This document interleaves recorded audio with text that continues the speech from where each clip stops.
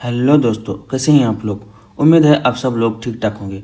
Guys, आज हम discuss करेंगे top 10 drugs to avoids during pregnancy. कौन से ड्रग्स प्रेगनेंसी में बिल्कुल अवॉइड करना चाहिए, चलिए आज हम उसको देखेंगे। ओके, फर्स्ट जो है आइसोट्रेटिनियन रेटिनॉइड बोल के एक ड्रग है। Okay, used for severe acne. Usually severe acne जो होते हैं नॉर्मल कंडीशन में या प्रेगनेंसी कंडीशन में, उस टाइम पे सीवियर एक्ने को ट्रीटमेंट करने के लिए आइसोट्रेटिनियन या रेटिनॉइड देते हैं। लेकिन अगर वो प्रेग्नेंट है तो उसको बिल्कुल नहीं लेना चाहिए। रिस्क क्या हो सकता है? Okay, can cause severe birth defect affecting the brain, heart and face. Okay, जो प्रेगनेंसी में जो बेबी को क्या है, उसके ब्रेन को इफेक्ट कर सकता है, उसके हार्ट को इफेक्ट कर सकता है। ओके, और उसके फेस को क्या है, इफेक्ट कर सकता है। रिकमेंडेशन क्या है, हमको क्या करना चाहिए? Should never be used during pregnancy. Pregnancy में बिल्कुल यूज़ नहीं करना चाहिए। ओके, ये प्रूव्ड वन है। Okay, second drug is thalidomide. Okay, thalidomide, it is a immunomodulatory agent. It is generally used in cancer patients and leprosy complications patient.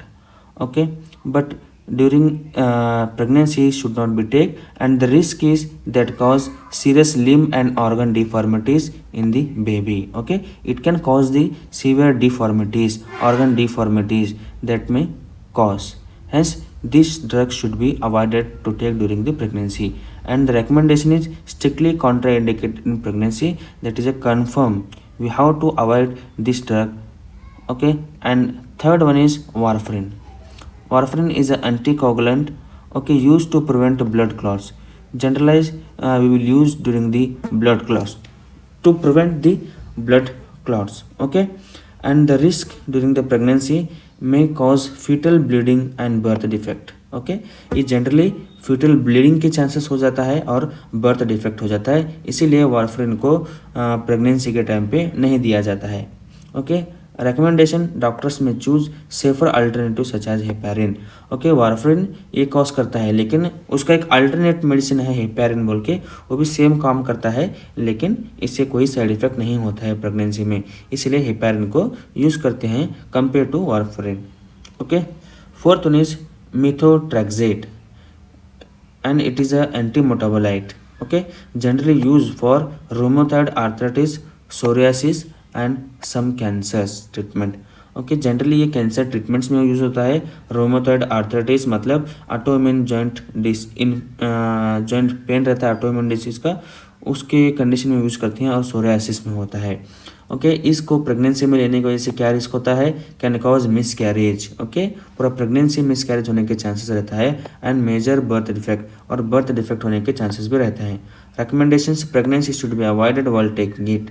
Okay, pregnancy should be avoided. During the pregnancy, this medicine should be avoided.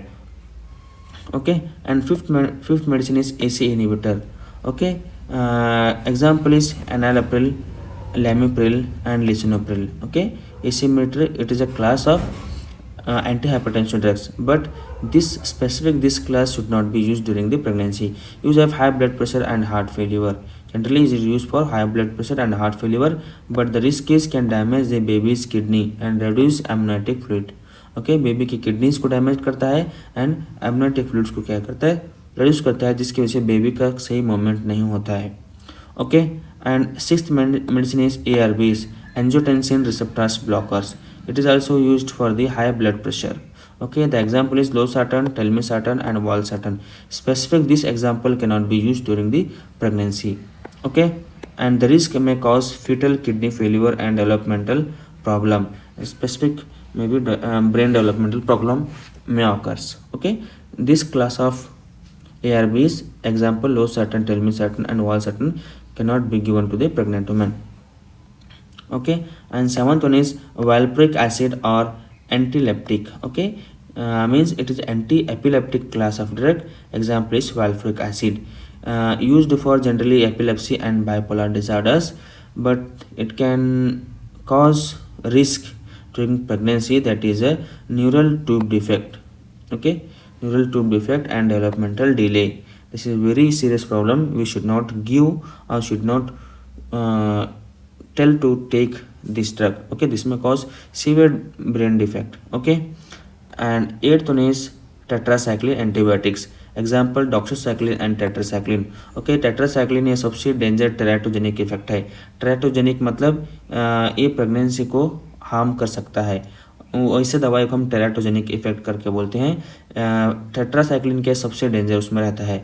Generally use for bacterial infection के लिए doxycycline देते हैं, लेकिन pregnant woman को बिल्कुल ये doxycycline या tetracycline नहीं देना चाहिए. Okay, may affect both tooth and bone development in baby.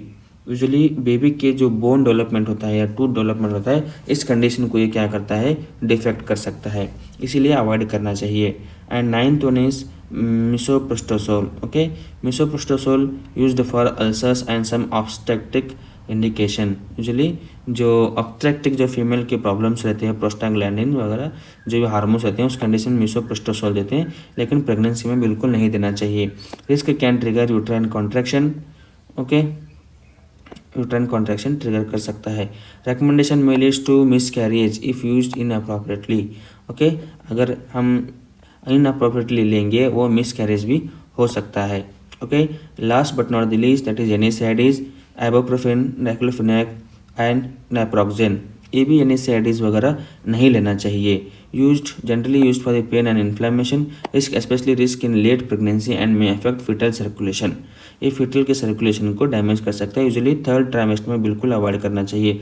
Okay, यहाँ पे इंपॉर्टेंट रिमाइंडर है, always consult a doctor before starting, stopping और changing any medication during pregnancy. Okay, this is a important point. Okay guys, ये था पूरा pregnancies में कौन सी दवाई बिल्कुल नहीं लेना चाहिए. ओके, डॉक्टर्स तो वैसे ही अवॉइड ही करते हैं, लेकिन पेशेंट्स को भी ख्याल रखना चाहिए कि बिल्कुल ओवर द काउंटर मेडिसिन नहीं लेना चाहिए, क्योंकि बहुत सारे फार्मासिस्ट ऐसे रहते हैं जिसको पता नहीं रहता है. कुछ दवाई तो बेसिक रहता है, लेकिन कुछ दवाई पता नहीं रहता है, तो इसीलिए डॉक्टर को कंसल्ट किए बिना बिल्कुल नहीं लेना चाहिए. ये जनरल पर्पज़ के लिए है, आपके नॉलेज के लिए है. ओके गाइस, नेक्स्ट फिर मैं वीडियो बनाऊंगा एक कौन से दवाई, कौन से मेडिसिन सेफ़ रहते हैं ड्यूरिंग प्रेगनेंसी में. नेक्स्ट उसके बारे में मैं वीडियो भी बनाऊंगा. ओके गाइस, ऐसे मेरे वीडियो को देखते रहिए, लाइक कीजिए, शेयर कीजिए, सब्सक्राइब कीजिए. फिर हम मिलेंगे नेक्स्ट वीडियो में. तब तक के लिए टेक केयर, बाय बाय.